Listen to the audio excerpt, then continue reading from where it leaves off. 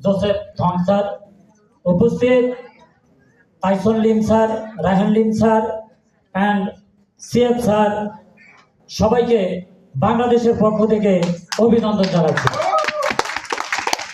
এছাড়াও আজকে এই প্রোগ্রামে ফিলিপাইন্স, থাইল্যান্ড, ইন্দোনেশিয়া, মালয়েশিয়া সহ যারা উপস্থিত হয়েছে সবাইকে বাংলাদেশের পক্ষ থেকে অভিনন্দন জানাচ্ছি। আমাদের মেন্টর জনাব আব্বাস উদ্দিন ভিসা জটিলতার কারণে এই প্রোগ্রামে উপস্থিত হতে পারেনি, যার কারণে এই প্রোগ্রামটি আমি কোম্পানি আমাকে এই জায়গাটায় আজকে ডেকেছেন যে তার অনুপস্থিতিতে আমি কিছু কথা বলতে চাই। তো আসলে স্বপ্ন, ড্রিম, আমার ছবিটার পিছনেও ছিল ড্রিম। আমি পেশায় একজন শিক্ষক, টিচার। 12 ঘন্টা, 14 ঘন্টা, 15 ঘন্টা, এমনকি 18 ঘন্টা টিচিং দিতাম। তো এই টিচিং পিরিয়ডটা পরে আমাকে রাত জেগে জেগে স্টুডেন্টদের খাতাপত্র দেখতে হতো। তো সেক্ষেত্রে আমি একেবারেই আস্তে আস্তে অসুস্থ হয়ে যাই। 2000 সাল থেকে আমার লিভারের প্রবলেম ছিল। আমার মনে হচ্ছে যে শিশুকাল থেকেই বিষয়টা ছিল। 2004 বা 5 সালে আমার প্রচুর হাড় ব্যথা হয়, বোন পেয়ে হাড়ের ভিতরে প্রচুর আগুনের মতো জ্বলত।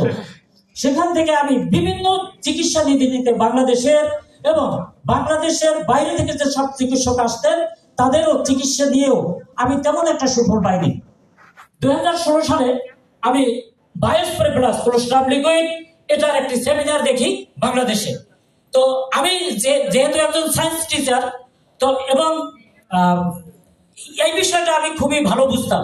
তো একটি প্রেজেন্টেশন দেওয়ার পরে ফার্স্ট আমি বায়োস্প্রে প্লাস ইউজ শুরু করি। 1 month, 2 month, 3 month, 4 month I clear of my বোন পেইন। আমার হাড়ের ব্যথা সবকিছু চলে যায়। আমি খুবই আনন্দ ফিল করি যে এরকমের একটি পণ্য বায়োস্প্রে প্লাস কোলেস্ট্রাম লিকুইড, যেটাকে আমার এত বড় একটা অসুস্থতা থেকে আমি টোটালি সুস্থ হলাম, সেই জায়গাটায় আমার কাজ করা উচিত। আমার বাংলাদেশে গভর্নমেন্ট চাকরি, সরকারি চাকরির খুবই ভ্যালু, কিন্তু আমার চাকরিটা হয়নি। একটা সময় অসুস্থ হতে হতে আমি যখন একেবারে আমার ইনকামটা জিরোতে চলে গেল, মাইনাসে চলে গেল, তখন আমি চিন্তা করলাম যে আমার আসলে একটা স্থায়ী ইনকাম দরকার।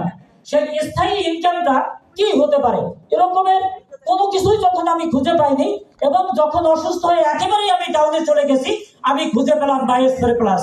আমি এই কোম্পানির বিভিন্ন প্রোফাইল এবং উন্নত দেশে থাইল্যান্ড, ইন্দোনেশিয়ায় যারা কাজ করেন, মালয়েশিয়ায় যারা কাজ করেন, তাদের বিভিন্ন প্রোফাইল আমি খুঁজে সিদ্ধান্ত নিলাম যে আমি নিউট্রিকে কাজ করব।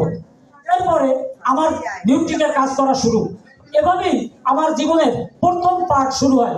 এরপরে আমি আমার ভাই, বোন এবং বিভিন্ন আত্মীয় স্বজনকে এই ডিউটিকে জয়েন করাই। খুব সহজ কাজ ছিল না বাংলাদেশে বায়োস্প্রে নিয়ে কাজ করার। 2018 সালে 19-20 আমরা সম্ভবত আরিফ ভাই সহ আমরা বেশ কয়েকটা প্রোগ্রাম পেয়েছিলাম এরকমের বাইরে, কিন্তু কোনো কারণে আমরা এই ধরনের প্রোগ্রামে উপস্থিত হতে পারিনি।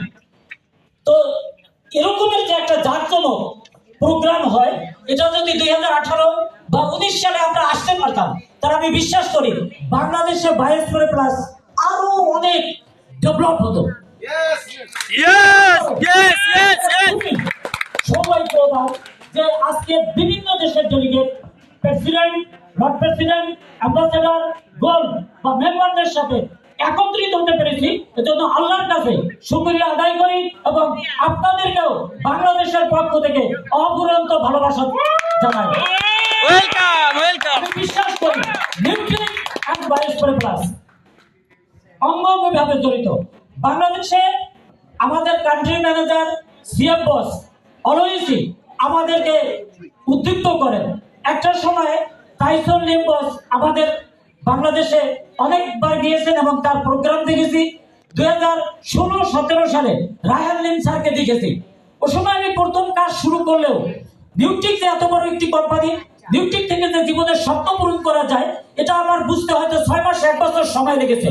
আমি যেদিন থেকে কাজ শুরু করেছি এক মিনিটের জন্য কখনো আমি নিউট্রিক মাথা থেকে নেই। My dream, Nutric is my dream, Nutric is my heart. আমি বাংলাদেশে এখানে যে ভিডিও দেখানো হয়েছে, আমাদের এক স্যার